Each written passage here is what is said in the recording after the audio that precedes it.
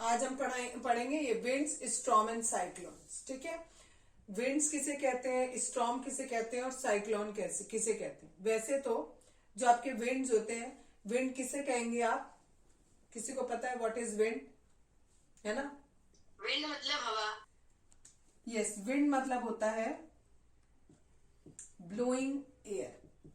अगर हवा आपकी बहती है तो उस बहने वाली हवा को हम विंड बोलते हैं। ठीक है, ये विंड हमारे लिए जितनी ज्यादा जरूरी है उतनी ही ज्यादा कभी कभी क्या होता है, ये हमारे लिए डिस्ट्रक्टिव बन जाती है। डिस्ट्रक्टिव मतलब जो तोड़ फोड़ कर दे, नुकसान कर दे। ठीक है, विंड हो गया, वाटर हो गया, ये दोनों ही चीजें हमारे जीवन के लिए बहुत ज्यादा जरूरी है। बिना पानी के, बिना हवा के हम जिंदा नहीं रह सकते।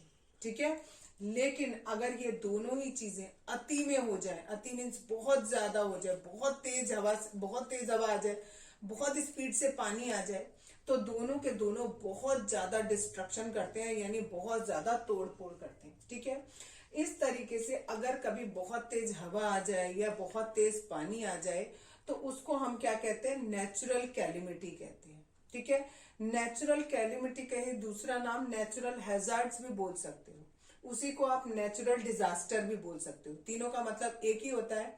इनको हम नेचुरल कह रहे हैं। नेचुरल हम वर्ड उसके साथ लगाते हैं जो चीज हमें नेचर से मिलती है, यानी नेचर ने कोई चीज लेके आया, नेचर बहुत तेज हवा लेके आई, नेचर बहुत तेज प्रेशर के साथ पानी लेके आई, तो उन सबको हम क्या कहेंगे, नेचुरल कैलिमिटी कहेंगे। बहुत तेज अगर पानी आएगा तो बाढ़ आ गई आपकी, अगर पानी बिल्कुल नहीं आया तो ड्रॉट आ गया, आपका बिल्कुल सूखा पड़ गया। ठीक है, ये सब आपके क्या है, नेचुरल कैलिमिटीज हैं। ठीक, अब एक आपको एग्जाम्पल दिया हुआ है कि इन दिसंबर 2016 में एक साइक्लोनिक स्टॉर्म आया। ठीक है, उसका नाम था साइक्लोन वर्दा।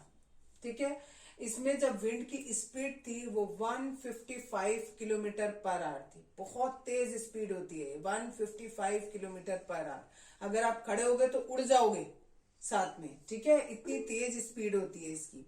और जब ये साइक्लोन आया था तो 18 लोगों की डेथ हो गई थी, बहुत सारे कैटल्स जो हैं वो मर गए थे और बहुत सारे घर वगैरह टूट गए थे। ठीक है, तो विंड की स्पीड बहुत तेज थी और स्पीड तेज होने से कई लोग मर गए, कई जानवर मर गए, इवन जो रोड्स वगैरह होती हैं वो भी टूट जाती हैं, जो इलेक्ट्रिसिटी के आपने वायर्स लगाए होते हैं कभी कभी वो भी टूट जाते हैं। और अगर आपका सपोज करो रोड टूट गई है तो आपका ट्रांसपोर्टेशन बिल्कुल बंद हो जाएगा। ठीक है, मीन्स आप सामान को एक जगह से दूसरी जगह, सामान आप खुद भी इवन नहीं जा पाओगे, बिकॉज रोड जो जिस रास्ते से आप जा रहे हो वो रोड ही टूट गई है। ठीक है, तो जब साइक्लोन आता है तो बहुत भयंकर नुकसान होता है। ठीक, साइक्लोन होता क्या है, एग्जैक्ट अगर उसकी डेफिनेशन पूछी जाए व्हाट इज साइक्लोन, तो it is a violent storm. Storm माने तूफान और वायलेंट माने बहुत भयंकर। तो जब बहुत भयंकर तूफान आता है तो उसको कहा जाता है साइक्लोन। ठीक है, साइक्लोन या वायलेंट स्टॉर्म के साथ कुछ चीजें जुड़ी हुई होती हैं, दैट इज एसोसिएटेड। क्या क्या चीजें एसोसिएटेड होती हैं, strong wind, heavy rain, tidal waves. ठीक है, ये सब आ सकती हैं किसके साथ, साइक्लोन के साथ। अगर साइक्लोन आया है तो यानी बहुत तेज हवा आ सकती है, बहुत तेज बारिश हो सकती है और टाइडल वेव्स भी आ सकती है। अब हम पढ़ेंगे ये जो मैं आपको बता रही थी कि जो साइक्लोन्स आते हैं, डिजास्टर होता है, ये डिजास्टर की वजह क्या होती है, बहुत तेज स्पीड ऑफ विंड होता है। विंड के बहुत सारी चीजें, आपको विंड में बहुत सारी चीजें पढ़नी है। जैसे सबसे पहले विंड की एक खास बात पढ़ेंगे, that is called air pressure. ठीक है, जो हवा होती है उसमें बहुत ज्यादा प्रेशर होता है। ठीक, जितनी भी आपके बाहर, आपके जैसे आप खड़े हो, आपके चारों तरफ भी हवा ही हवा है। ठीक है, वो हवा आपके ऊपर प्रेशर डालती है, लेकिन फिर आप कहोगे कि आपको वो प्रेशर महसूस क्यों नहीं होता, क्योंकि आपकी बॉडी के अंदर जो ब्लड है वो ब्लड आपकी बॉडी से बाहर की ओर प्रेशर मारता है, और जो विंड होती है बाहर वो आपकी बॉडी पे अंदर की ओर प्रेशर मारती है। ठीक है, अगर सपोज करो कि ये कोई ह्यूमन बॉडी है, ठीक है। ये जो ब्लड यहाँ वेन्स में बह रहा है ये आपको बाहर की ओर प्रेशर मारेगा और बाहर की जो हवा है वो अंदर की ओर प्रेशर मारेगी। जब ये दोनों प्रेशर बराबर होते हैं तो आपको इसीलिए फील नहीं होता कि एयर प्रेशर मार रही है, बट ये दोनों के दोनों बराबर होते हैं। इसका एयर प्रेशर का एक एग्जाम्पल आप ऐसे समझ सकते हो, ये एयर सकर से आपने देखा होगा कार के दरवाजे पर, कार का जो शीशा होता है उस शीशे पर आप ऐसे वो एयर सकर लगा देते हो। ये आपने जैसे ही दीवार पे लगाया तो ये क्यों चिपक गया? क्योंकि जो दीवार और ये रबर सकर है इनके बीच की जो हवा थी वो आपने गायब कर दी और इसको कस के उसके ऊपर प्रेस कर दिया। तो क्या होगा, जो बाहर से एयर का प्रेशर लग रहा है वो अभी भी है, बट यहाँ अंदर हवा नहीं है। हवा नहीं है तो यहाँ से बाहर की ओर प्रेशर नहीं लग रहा, तो ये ऊपर वाला प्रेशर ज्यादा है तो ये वाला प्रेशर ज्यादा है, इसलिए ये रबर सकर वॉल पे चिपक जाएगा। ठीक है। अब जो आप और भी बहुत सारे जो एयर प्रेशर है उससे और भी बहुत सारी चीजें आप देखते हो, जैसे क्या क्या होता है, पेड़ का हिलना, पेड़ ऐसे ऐसे करके स्वे करता है, इधर उधर झूलता है जस्ट बिकॉज ऑफ एयर। ठीक है। आप स्ट्रॉ के थ्रू पानी या कोल्ड ड्रिंक पीते हो तो आप क्या करते हो, ऐसे ऐसे करते हो। तो आपने क्या किया, अपने मुंह के अंदर जो हवा थी, मतलब आप बाहर की जो आपका लिक्विड है उसको अंदर की ओर सक कर रहे हो, तो उसमें भी कौन सा फंक्शन काम करता है, एयर प्रेशर काम करता है। और अगर आप देखते हो पिचकारी में पानी भरना या सिरिंज में दवाई भरना, उसमें भी हम क्या करते हैं, पहले ऐसे जो भी आपकी पिचकारी है उसको आपने पानी के अंदर ऐसे डुबो दिया, ठीक है, और फिर उसके आप क्या करते हो, ऐसे करके उसका पीछे का पोर्शन पुल करते हो। तो जैसे जैसे आप यहाँ पुल कर रहे हो तो यहाँ पिचकारी के अंदर प्रेशर कम होता जा रहा है, तो जितना पानी बाहर है वो वो पिचकारी के अंदर चलता जा रहा है। ठीक है। सेम आपका इसमें होता है, सिरिंज में होता है और सेम पिचकारी में होता है। ठीक है। एयर के बहुत सारी प्रॉपर्टीज होती हैं, कल भी थोड़ी सी बताई थी, आज मैं बताऊंगी एयर जो है, एयर प्रेशर हमें डेली लाइफ में कहाँ कहाँ यूज होता है। कल बताया था मैंने आपको कि जब आपकी बॉडी जो होती है वो भी बाहर की ओर प्रेशर डालती है और जो बाहर एयर होती है वो आपकी बॉडी पे अंदर की ओर प्रेशर डालता है। आपको फील क्यों नहीं होता? बिकॉज दोनों प्रेशर बिल्कुल बराबर होते हैं। ठीक है। दैट्स वाई आपको ये फील नहीं होता है कि बाहर से हवा हमारे ऊपर कोई प्रेशर डाल रही है या हमारी बॉडी बाहर की ओर कोई प्रेशर लगा रही है। एयर प्रेशर का हम डेली वे में अपना एग्जाम्पल देख सकते हैं, दैट इज स्वे ऑफ ट्रीज। जो आप देखते हैं बहुत तेज जब हवा चलती है तो पेड़ आपको ऐसे झूलते हुए दिखाई देता है, कभी इधर जाता है कभी इधर जाता है। ठीक है। ये एयर प्रेशर की वजह से होता है। दूसरा है फ्लैग्स टू फ्लूटर। आपने देखा होगा कोई आप एक झंडा लगा देते हो तो वो झंडा कैसे हिलने लगता है। ठीक है। वो भी किस वजह से होता है, एयर प्रेशर की वजह से होता है। Drive cycle against the wind. कभी कभी आप साइकिलिंग करते हो, किसी किसी दिन तो साइकिल बड़ी आसानी से चल जाती है और किसी दिन साइकिल चलाने में बहुत मेहनत करनी पड़ती है। क्यों होता है ऐसा? अगर आप इस डायरेक्शन में जा रहे हो और आपकी हवा इस डायरेक्शन में आ रही, अपोजिट डायरेक्शन में आ रही, तो आपको साइकिल चलाने में बहुत दिक्कत होगी। और अगर आप इस तरफ जा रहे हो और हवा भी इसी तरफ जा रही है तो आपको साइकिल चलाने में बहुत ही ज्यादा आसानी होगी, उस दिन फटाफट आपकी साइकिल चल जाएगी। It is just because of air pressure. Air आपके ऊपर प्रेशर डाल रही है, अगर वो आगे से आ रही है तो आपको पीछे की ओर धक्का मार रही है तो आप आगे नहीं जा पा रहे हो, और अगर वो पीछे से आ रही है तो आप ऑलरेडी पहले आगे जा रहे थे और वो भी आपको धक्का मार रही है तो आप फटाफट आगे चले जाते हो। नेक्स्ट है ड्रिंक थ्रू अ स्ट्रॉ। आप लोगों ने सभी ने स्ट्रॉ से कोल्ड ड्रिंक वगैरह पी होगी, किसी ने पानी पिया होगा। तो कह रहे हैं जब आप किसी कोल्ड ड्रिंक से पाइप लगाकर, ये आपका सपोज एक ग्लास है, इस ग्लास में कोल्ड ड्रिंक है और आप इसमें एक स्ट्रॉ लगाकर जब आप पानी पीते हो तो आप क्या करते हो, जब यहां से यहां पर आपका मुंह है, अगर आप ऊपर की ओर हवा खींचोगे तो जितनी भी इसके अंदर की हवा है वो सारी की सारी आपके मुंह में चली गई। तो यहाँ पर इस पाइप में प्रेशर हो गया कम और यहाँ बाहर पानी जो है ये अभी भी इसके ऊपर प्रेशर डाल रहा है, जो भी आपका लिक्विड है, तो ये कहाँ जाएगा, ये इसके अंदर चला जाएगा और यहाँ से जाकर वो आपके मुंह में चला जाएगा। ठीक है। ये प्रोसेस होता है आपका जब आप ड्रिंक करते हो किसी स्ट्रॉ के थ्रू। नेक्स्ट है फिलिंग अप अ सिरिंज और पिचकारी। ठीक है। इंजेक्शन, सिरिंज मतलब इंजेक्शन।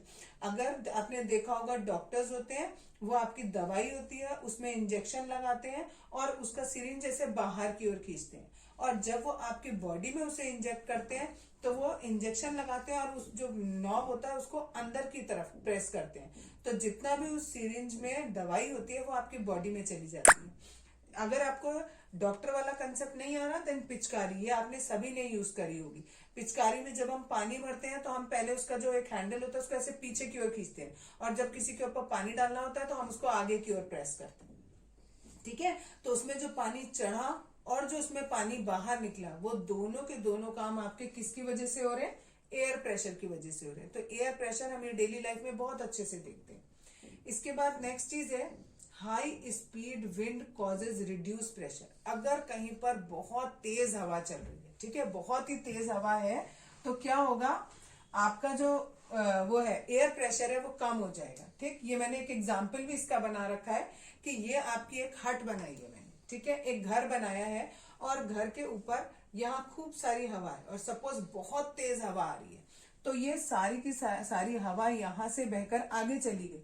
जब ये हवा यहाँ से बह गई, यहाँ पर कोई हवा नहीं रही, तो क्या हुआ, ऊपर से जो हवा इस छत के ऊपर प्रेशर डाल रही थी वो सारा का सारा प्रेशर खत्म हो गया।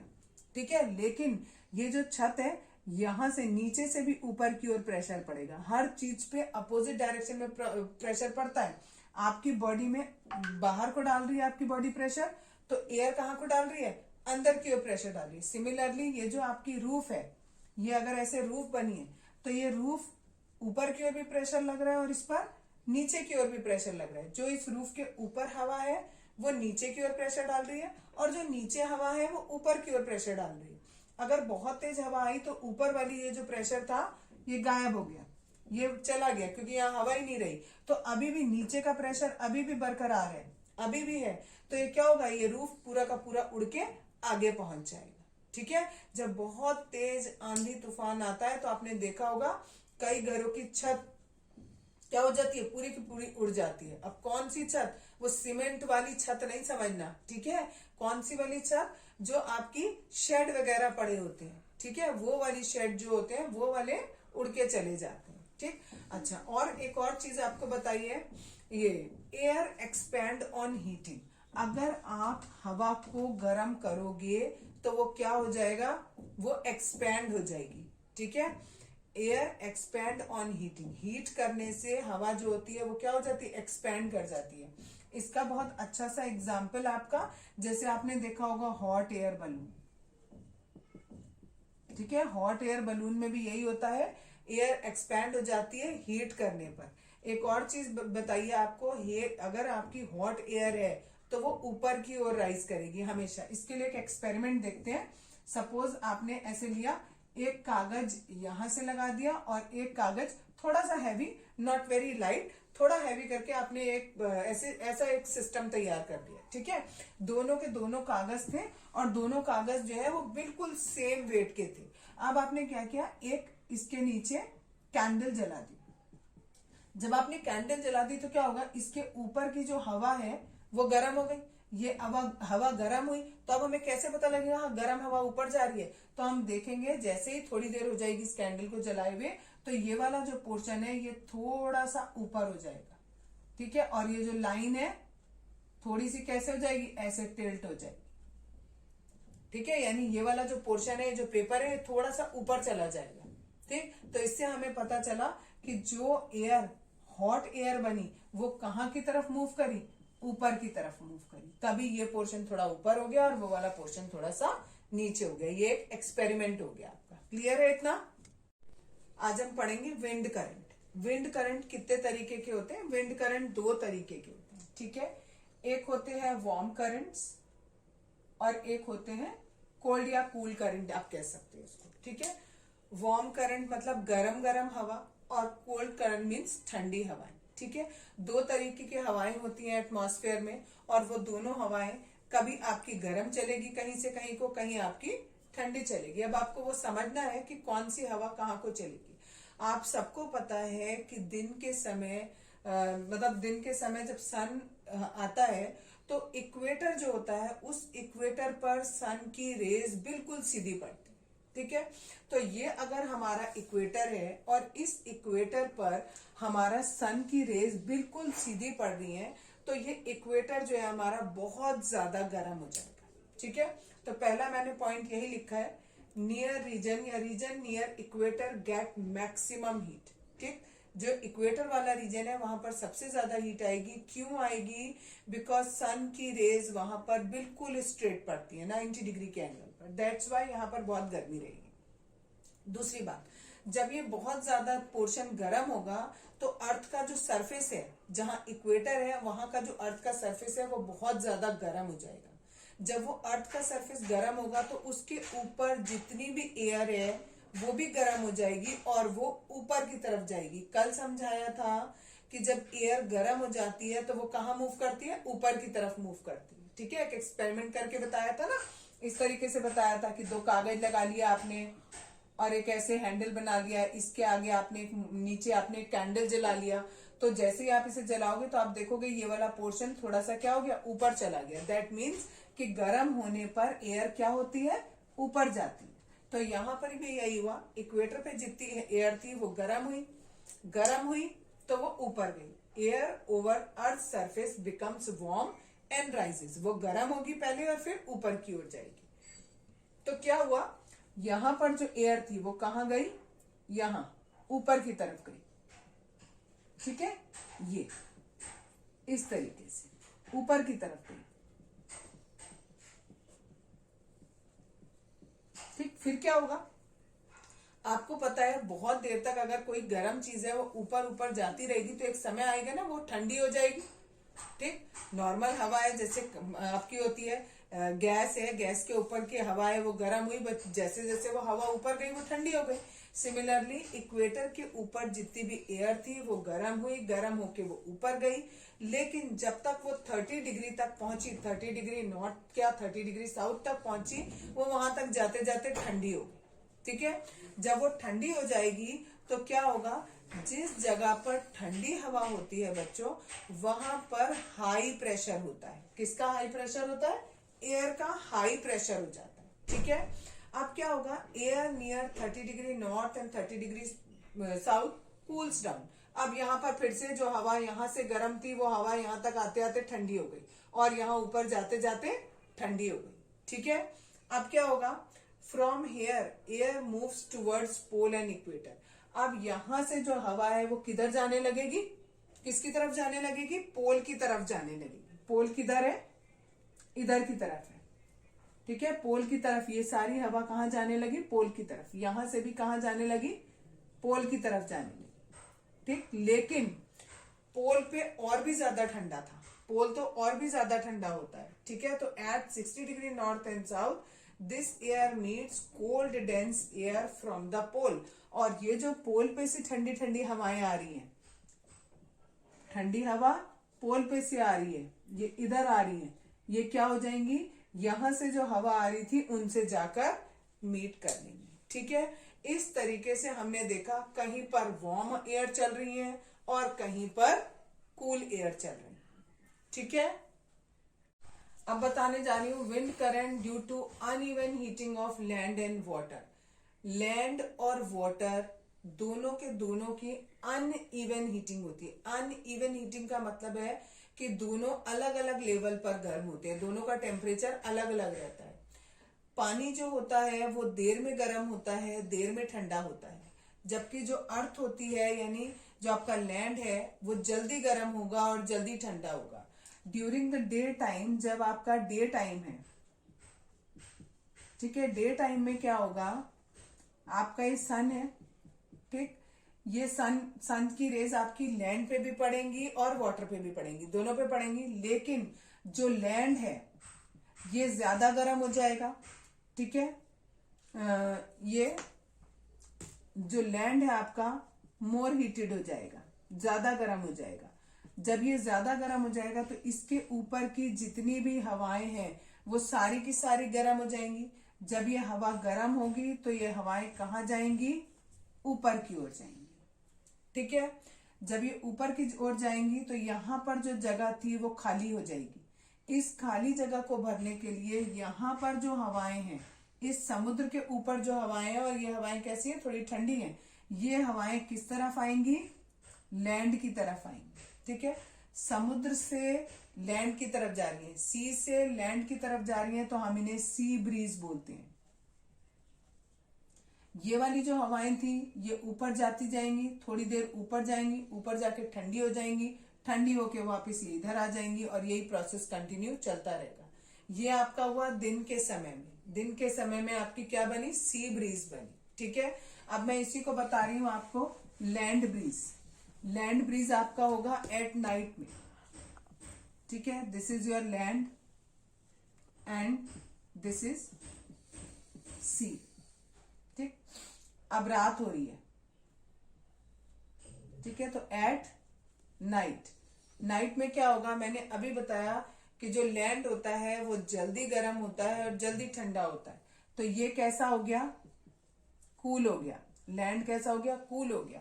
और ये जो पानी था ये मोर हीटेड हो गया in comparison to this land. क्यों? क्योंकि लैंड जल्दी ठंडा होता है, जल्दी गर्म होता है। ये पानी पूरे दिन में गर्म हुआ और अब ये इतनी जल्दी ठंडा नहीं हो रहा है। ठीक, तो जब ये गर्म है तो इसके ऊपर की जितनी ये हवाएं हैं ये गर्म हो गई। ये गर्म हुई तो कहाँ जाएंगी? ऊपर जाएंगी। ये ऊपर जाएंगी तो इस जगह पर खाली स्पेस बन जाएगा। इस खाली स्पेस को फिलअप करने के लिए यहां से ठंडी हवाएं किधर आएंगी? इस एरिया में आएंगी। क्योंकि ये जो आपकी ब्रीज आ रही है ये कहां से आ रही है? लैंड से आ रही है, इसलिए हम इनका नाम रखेंगे लैंड ब्रीज। ठीक है, इस तरीके से पूरे दिन में कभी लैंड ब्रीज चलती है और कभी सी ब्रीज चलती है। क्लियर हो गया ये लैंड ब्रीज, सी ब्रीज। आज बताऊंगी थंडरस्टॉर्म। थंडरस्टॉर्म होता क्या है? जब बहुत तेज बारिश होती है, बहुत तेज हवा चलती है, साथ में बिजली की कड़कड़ाहट, गड़गड़ाहट बादलों की, वो सब आपको सुनाई देती है, उसे हम थंडरस्टॉर्म कहते हैं। इन्होंने लिखा it is a kind of weather characteristics, यानी ये वेदर की एक खास बात है। क्या खास बात बताई? बाय हैवी रेन, जब वेदर में आपका बहुत हैवी रेन हो, थंडर हो, थंडर मीन्स गड़गड़ाहट की आवाज हो, एंड लाइटनिंग हो यानी बिजली चमक रही हो, तो आपको क्या लगेगा? वो तो उसको हम क्या कहते हैं? थंडरस्टॉर्म कहते हैं। क्लियर हो गया थंडरस्टॉर्म। अब है थंडरस्टॉर्म होता क्यों है, कैसे होता है? तो थंडरस्टॉर्म कैसे होता है बच्चों?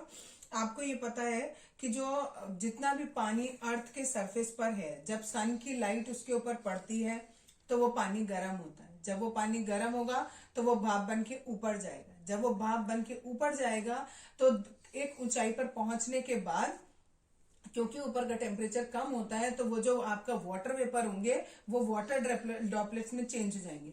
वो सारे के सारे वाटर ड्रॉपलेट्स जब एक साथ इकट्ठे होंगे, कंडेंस होंगे, तो बादल बन जाएंगे। ठीक है, और जो आपके बादल बन गया, ठंडे हो गए, और फिर बारिश के फॉर्म में या फिर कभी कभी ये जो पानी की बूंदें होती हैं ये बर्फ बन जाती हैं। अगर बहुत ज्यादा ठंडा होता है तो बर्फ बन जाती है और हेल के रूप में जमीन पर गिरती हैं, या तो बारिश के रूप में या फिर हेल के रूप में। ठीक है, अब जब ये पानी की बूंदें और जो ये आइस के छोटे छोटे टुकड़े हैं, जब ये दोनों के दोनों नीचे की तरफ गिर रहे होते हैं तो इनके में आपस में रगड़ते हैं। इस रगड़ की वजह से क्या होता है कि जो बादल होते हैं उनमें स्टैटिक इलेक्ट्रिसिटी डेवलप हो जाती है। ठीक है, कभी कभी दो बादलों के बीच में, कभी बादल और जमीन के बीच में इलेक्ट्रिसिटी डेवलप हो जाती है। इस इलेक्ट्रिसिटी को हम स्टैटिक इलेक्ट्रिसिटी कहते हैं। ठीक है, और यही इलेक्ट्रिसिटी की वजह से हमें जो बिजली चमकती हुई दिखाई देती है आसमान में, वो यही होती है। ठीक, और जो ये लाइटनिंग है ये इतनी तेजी से नीचे आ रही होती है। The lightning heats the air in its path, और रास्ते में जितनी भी हवा होती है उसको ये गर्म करती हुई आती है और बहुत तेजी से गर्म करती है, जिसकी वजह से हमें एक बूम की साउंड सुनाई देती है, गड़गड़ाहट जिसे आप कहते हो बादलों की। ठीक है, वो सुनाई देती है। जब ये लाइट नीचे की तरफ आ रही होती है तो ये बीच की जितनी भी हवा होती है उसको गर्म करती हुई चलती है। गर्म करके चलेगी तो क्या होगी? आपको साउंड सुनाई देगी, बहुत तेज लाउड साउंड सुनाई देगी, उसे हम कहते हैं थंडर। ठीक है, तो इस तरीके से आपका ये थंडर स्टॉर्म प्रोड्यूस होता है। ठीक, अब अगर ये थंडर स्टॉर्म आ जाए तो उससे बचने के क्या क्या तरीके होते हैं? प्रिकॉशंस मतलब होता है सावधानियां। क्या क्या सावधानियां आप बरतोगे ड्यूरिंग अ थंडर स्टॉर्म? जब थंडर स्टॉर्म आ रहा हो तब आप क्या क्या सावधानियां बरतोगे? पहला है, do not take shelter under an isolated tree. कोई भी अगर आपका पेड़ है उस पेड़ के नीचे आप शेल्टर मत लो, ठीक। दूसरा इन्होंने बताया do not take shelter under an umbrella with metallic handle. अगर छाते में मेटल का हैंडल लगा हुआ है तो आप उसके नीचे शेल्टर मत लो। अगर आप उसके नीचे शेल्टर लोगे, उसके नीचे सहारा लोगे, तो क्योंकि वहां पर मेटल का हैंडल है और ऊपर से इलेक्ट्रिसिटी आ रही है, ठीक, तो वो इलेक्ट्रिसिटी इस मेटल के हैंडल के थ्रू आपको लग सकती है। Next point is do not take shelter under a metal shed. Same reason is here.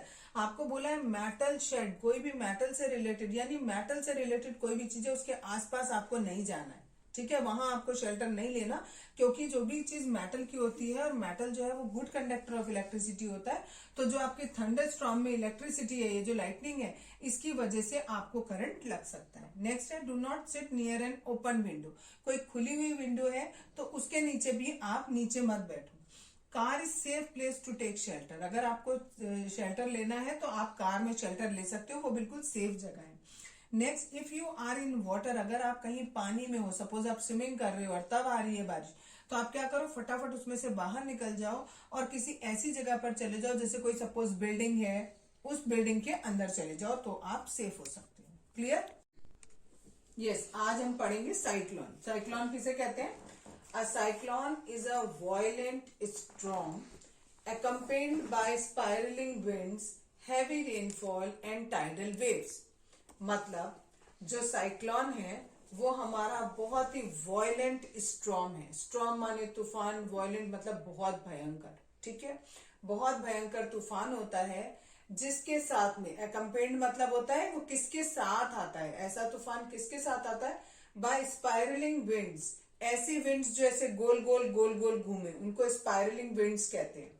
Heavy rainfall, बहुत ज्यादा बारिश भी हो रही होती है, और साथ में टाइडल वेव्स भी। समुद्र में जो ऊंचे टाइड्स आते हैं, लो टाइड, हाई टाइड, तो यहाँ हाई टाइड्स आते हैं, ठीक है।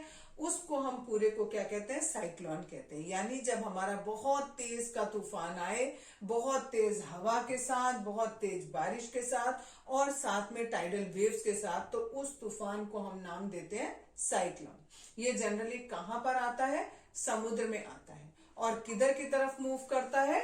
लैंड की तरफ मूव करता है, ठीक है। इसकी जो स्पीड होती है वो 100 किलोमीटर पर आवर या उससे ज्यादा होती है। नेक्स्ट बात है, इसके इफेक्ट क्या क्या होते हैं। ये इतना ज्यादा पावरफुल होता है कि जो पेड़ होते हैं उन्हें जड़ समेत उखाड़ देता है, ठीक है। जो घर होते हैं उनकी छतें जो होती हैं वो कोलैप्स कर जाती हैं, टूट जाती हैं, ठीक है। और अगर आपका जो छत है वो छप्पर टाइप का लगा हुआ है, ठीक है, यानी केवल शेड टाइप का लगा है, तो वो तो उड़ ही जाता है। टेलीकम्युनिकेशन वायर जो है वो डिस्ट्रप्टेड हो जाते हैं, मींस बीच में ब्रेकआउट हो जाते हैं, कम्युनिकेशन प्रॉपर नहीं हो पाता। फिर लॉस ऑफ लाइफ, कहीं कहीं पर जो लाइफ है वो भी इफेक्टेड होती है। और प्रॉपर्टी का मतलब यहाँ पर पैसे से नहीं है, यहाँ पर प्रॉपर्टी का मतलब होता है मकान हो गए, दुकान हो गई, ठीक है। जो भी चीज आपके इंफ्रास्ट्रक्चर्स बने हुए हैं, मकान, बिल्डिंग, इन सबको आप प्रॉपर्टी बोलते हो। तो कह रहे हैं वो सारे के सारे टूट जाते हैं। कब? जब साइक्लोन आता है, ठीक है। और एक बात बताई है कि at coastal areas, coastal area कौन सा होता है? वो एरिया जो कोस्ट के पास होता है। कोस्ट यानी जहां पर समुद्र का किनारा होता है, उसके पास का जो एरिया है, वहां पर ये जो साइक्लोन है ये वीक हो जाता है, ठीक है। वीक हो जाता है। और क्यों वीक हो जाता है?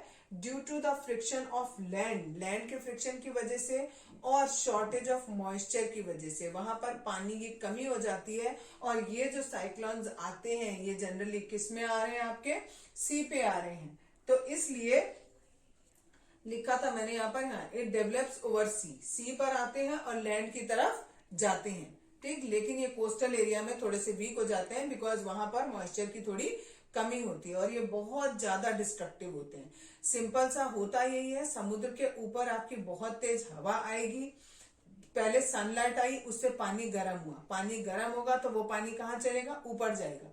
ऊपर जाएगा तो धीरे धीरे करके वो ठंडा होगा, ठंडा होके क्या बन जाएगा? क्लाउड बन जाएगा, ठीक है। प्रोसेस इसका भी वैसे ही है जैसे कुछ थंडर स्टॉर्म का था, ठीक। फिर क्या होगा कि अब ये जो इसमें होता है, जो साइक्लोन होता है, इसमें ऐसी सर्कुलर ऐसी स्पाइरल टाइप की विंड्स होती हैं, ठीक। तो ये जो बीच वाला है, इसका बिल्कुल जो बीच का पोर्शन होता है, इस पोर्शन को हम आई बोलते हैं, आई ऑफ साइक्लोन बोलते हैं। और यहाँ पर प्रेशर बिल्कुल लो होता है, आई पर एयर प्रेशर बिल्कुल लो होता है और बाकी जगह पर एयर प्रेशर क्या होता है, बहुत ज्यादा होता है। क्लियर हो गया इतना? ठीक है, स्ट्रक्चर ऑफ साइक्लोन बताऊंगी। It consist of low pressure region with high pressure all around. आपको कल बताया था इस तरीके से सर्कुलर फॉर्म में, ठीक है, स्पाइरल फॉर्म जिसे आप कहते हैं, उस फॉर्म में साइक्लोन बनता है।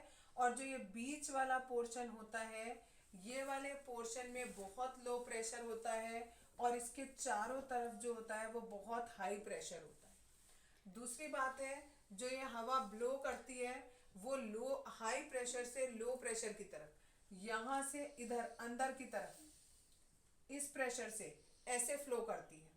तीसरा है एट सेंटर इट इज काम। जो ये बीच वाला पोर्शन होता है, कल भी बताया था, इसको आई बोलते हैं, आई ऑफ द साइक्लोन।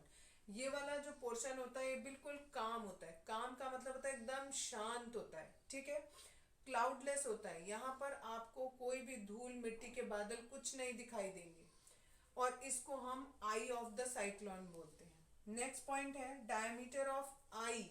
ये जो आई है इसका एरिया, इसका जो डायमीटर होता है वो 10 से 30 किलोमीटर होता है। मींस ये वाला जो पोर्शन है इसका डायमीटर, यानी ये पोर्शन 10 किलोमीटर से लेके 30 किलोमीटर तक का होता है। नेक्स्ट पॉइंट है, ये वाला जो आई वाला पोर्शन होता है, इस पोर्शन में नो रेन, कोई बारिश नहीं होती है और बहुत ही हल्की हवाएं होती हैं बीच वाले पोर्शन पे।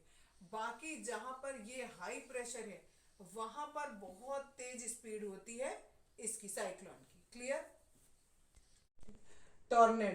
टॉर्नेडो भी आपका एक तरीके का तूफान होता है जो बहुत तेज हवा की वजह से होता है। It is a violent twisting funnel of wind, ठीक है। आपकी ट्विस्टिंग फनल बिल्कुल आपको ऐसा दिखेगा, नीचे ऐसे जमीन में पतला सा और ये ऐसे ऊपर को बड़ा सा, और यहाँ पर पूरे में आपको बहुत बड़ा एक क्लाउड टाइप का दिखेगा, ठीक है। तो ये आपका टॉर्नेडो होता है। It is formed when a funnel like column of cold air sinks down from a storm cloud. अगर एक बहुत बड़ा जो क्लाउड है वो स्ट्रॉम क्लाउड है, यानी तूफान का क्लाउड है, तो जब उसकी कुछ हवा जो है, जो उसकी ठंडी हवा होती है, वो क्या हो जाए, सिंक हो जाए, नीचे बैठ जाए और ये ऐसे कॉलम बना ले, तो ये हमारा टॉर्नेडो का शेप ले लेता है। ये जो टॉर्नेडो होता है ये साइक्लोन से भले ही थोड़ा छोटा होता है, लेकिन इसकी स्पीड जो है वो बहुत ज्यादा होती है। इसकी स्पीड 500 किलोमीटर पर आवर होती है, ठीक है। इसकी जो फनल होती है, ये इसके बेस में यहाँ नीचे जो भी आइटम आएगा उसको सक अप कर लेगा, ऊपर ले जाएगा, अंदर खींच लेगा, और सबके सब जो भी कुछ बेस पे होगा, चाहे वो ट्री आए उसके बेस पर, या फिर कार आए, या डस्ट पार्टिकल्स आए, या हाउसेज आए, उन सबको ये सकअप कर लेगा, ठीक। अगर ये टॉर्नेडो आता है तो आपको कहां पर शेल्टर लेना चाहिए? इन अ रूम सिचुएटेड अंडरग्राउंड। जो आपका बेसमेंट होता है वहां बेसमेंट में आप वो ले सकते हो, शेल्टर ले सकते हो, ठीक है। लेकिन ध्यान रहे विद नो विंडोज, वहां कोई विंडो नहीं होनी चाहिए। और अगर बाई चांस कोई विंडो है भी तो आप उसको क्या कर दो, बंद कर दो, और कहाँ छुप जाओ, टेबल के नीचे छुप जाओ, ठीक, अगर टॉर्नेडो आता है तो। क्लियर? प्रिकॉशंस फ्रॉम साइक्लोन, ठीक है, यानी अगर आपको साइक्लोन आए तो आप साइक्लोन से कैसे कैसे बचोगे। पहला है लिसन टू द टीवी और रेडियो न्यूज, ठीक है। आपको जितना हो सके रेडियो और टीवी न्यूज सुनते रहना चाहिए कंटिन्यूअसली। अगर बाई चांस आपकी जो इलेक्ट्रिक लाइनें हैं अगर वो खराब भी हो गई या बंद पड़ गई हैं तो टीवी तो नहीं चलेगा, लेकिन रेडियो जो है वो चल जाता है, ठीक है। रेडियो जो है वो बिना इलेक्ट्रिसिटी के भी आपके चल जाता है। तो आप रेडियो न्यूज कंटिन्यूअसली सुनते रहिए और जैसी जैसी वो न्यूज बता रहे हैं उसके अकॉर्डिंग बिहेव करिए। दूसरा है keep on emergency kit ready. आप अपना एक इमरजेंसी किट हर समय बना के रखो घर पे, ठीक है। इस इमरजेंसी किट के दो मीनिंग है। आप एक इमरजेंसी किट वो भी हो सकता है आपका कि अगर किसी को कोई चोट लगे तो आप उससे कैसे बचोगे, ठीक है, एक इमरजेंसी किट वो हुआ। दूसरा ये हुआ कि अगर आपको अपना घर छोड़कर भागना पड़े तो आप कौन कौन सा जरूरी सामान अपने साथ ले जाना चाहोगे। वो सारा का सारा सामान आप एक सूटकेस या ब्रीफ केस में भर के रख लो कि हाँ अगर एकदम से भागने की नौबत आए तो खट से आप उसको उठाओ बैग को और भाग जाओ। ठीक है। Next is store enough food articles. ठीक। आप अच्छा ये हम साइक्लोन के कर रहे हैं तो साइक्लोन में जनरली ऐसा होता है, यहाँ पर जो इमरजेंसी किट हुई है वो आपकी वही है कि अगर कहीं चोट वोट लग गई तो उससे बचने के लिए। ठीक। Store enough food articles. अपने घर में इतना खाना आप इकट्ठा करके रख लो कि एटलीस्ट 1-1.5 महीने तक आपको खाने की कमी ना हो। ठीक। Store safe drinking water. Drinking water को सेव करने के लिए इन्होंने इसलिए कहा है क्योंकि जो आपकी पाइपलाइंस होती हैं कई बार वो पाइपलाइन जो है वो बीच में से टूट जाती है just due two of this cyclone. ठीक है। तो अगर ये पाइपलाइन आपकी टूट गई तो आपके घर में साफ वाटर नहीं आएगा, साफ पानी नहीं आएगा। तो इसलिए आप थोड़ा बहुत जितना आपके पास कंटेनर्स हैं उनमें साफ पानी भर के रख लीजिए कि वो पीने के काम आ जाए आपके। Keep some important phone numbers handy. Handy का मतलब है कि हर समय तैयार रखिए। एकदम से कोई बात हो जाए तो आपको एकदम दिमाग में रहे कि हाँ डॉक्टर का नंबर ये है या ये वाला फ्रेंड मेरी हेल्प कर सकता है, इसका नंबर ये है। उस समय ये ना हो कि आपको डायरी में ढूंढना पड़े कि हाँ भाई किसका नंबर क्या है। ठीक। नेक्स्ट है after cyclone check gas leakage and dry electrical appliances. कह रहे हैं जब साइक्लोन खत्म हो जाए उसके बाद आपको चेक करना है कि आपकी जो गैस पाइपलाइन है वो कहीं से लीक तो नहीं हो रही है। ठीक है। दूसरी चीज आपको क्या चेक करना है कि जितने भी आपके इलेक्ट्रिकल अप्लायंसेस हैं उनमें कहीं पर भी थोड़ा बहुत भी पानी का अंश तो नहीं है। तो यानी उनको ऑन करने से पहले आप पहले उन्हें सूखे कपड़े से लेकर सबको पोंछ दीजिए, फिर आप उसे यूज कीजिए। Next is avoid flood water and be careful of snake bites.